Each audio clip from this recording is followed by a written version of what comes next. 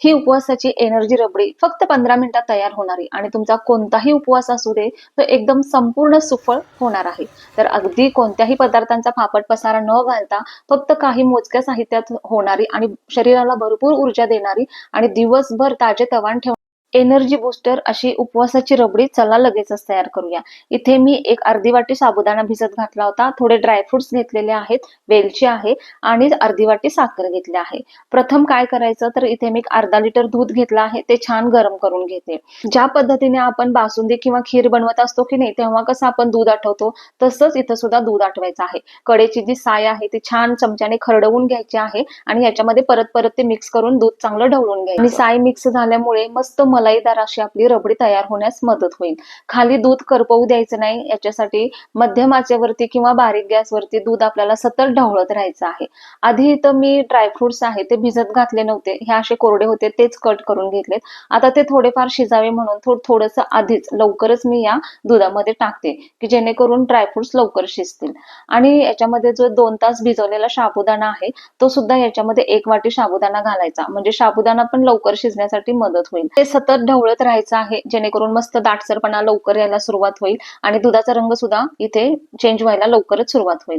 असं मस्त बघू शकताय दाटसरपणा यायला सुद्धा इथे चालू झालेला आहे. एकदम दूध खळखळ उकळतंय, ह्याच्याकडे नेहमी लक्ष ठेवायचं. दुधाचा गॅस चालू ठेवून इकडे तिकडे जर काम केलं तर मग झालं आपलं काम. ही रबडी बनवत असताना फार काही वेळ लागत नाही, अगदी 10 ते 15 मिनिटांमध्ये तयार होती. आता इथे फक्त तुमच्या अंदाजाप्रमाणे इथे साखर घालायची आहे. मी इथं 1 वाटी साखर घातली होती, पण मी इथं घालत्या वेळेस फक्त अर्धी वाटी घातली, कारण मला जरा कमीच गोड करायची होती. तुम्ही तुमच्या गोडीच्या आवडीप्रमाणे तुम्ही इथे साखर घालू शकता.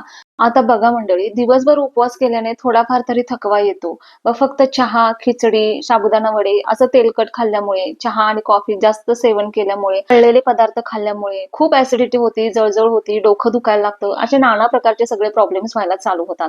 त्याऐवजी ही आपली एनर्जी बूस्टर मस्त अशी साबुदाण्याची रबडी केली तर एका वाटीमध्ये तुमचे खूप सारे प्रॉब्लेम सॉल्व्ह होतील. ही रबडी अजून सुवासिक करण्यासाठी इथे मी 1 चमचा वेलची पावडर घातली आहे आणि बघू शकताय रबडी आपली छान तयार झालेली आहे. रंग सुद्धा एकदम परफेक्ट आलेला आहे आणि एकदम दाटसरपणा सुद्धा छान आलेला आहे. त्यातला साबुदाणा शिजून चांगला ट्रान्सपरंट झालेला आहे, म्हणजे आपली रबडी एकदम दाटसर सुद्धा झालेली आहे. आता ही रबडी गरम असतानाच आपण खाऊ शकतो किंवा फ्रीज मध्ये थंड केल्यानंतर सुद्धा खायला खूप छान लागते. एक पूर्ण उपवासाच्या थाळीने तुम्हाला जेवढी एनर्जी मिळणार नाही, तेवढी जास्त एनर्जी तुम्हाला या एका वाटी साबुदाणा रबडीपासून मिळणार आहे. साबुदाणा आहे की जो खूप सारा ऊर्जा देतो, दूध आहे जे कॅल्शियम आणि प्रोटीन देतं आणि जे ड्रायफ्रुट्स आहेत की ते हेल्दी व्हिटॅमिन्स आणि फॅट्स देतं, म्हणून तर ते एकदम एनर्जी बूस्टर अशी रबडी आहे आणि तुम्ही नक्की करून बघा.